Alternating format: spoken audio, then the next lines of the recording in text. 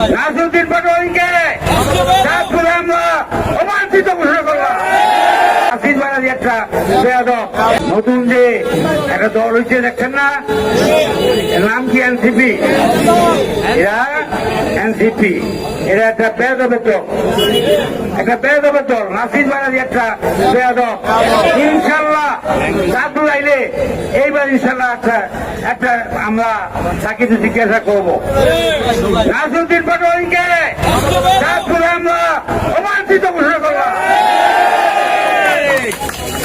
এ আমাদের প্রবীণ রাজনীতিবিদ, বিএনপির ভিত, শক্তিশালী ভিত মির্জা আব্বাসকে যে ভাবে সে মানে আপনার মানসিক ভাবে যন্ত্রণা দিয়ে তার জীবন মৃত্যুর সম্মুখীন করে তুলছে, সে উল্টাপাল্টা কথা বলে, তারেক রহমান সাহেব সম্বন্ধে কথা বলতে দ্বিধা করে না।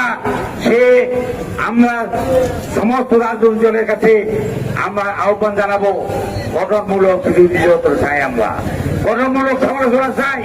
গঠনমূলক সমালোচনার বাইরে কোন উস্কানিমূলক কথা বললে আমরা রাজনৈতিক ভাবে তাদেরকে উপযুক্ত শিক্ষা দেব।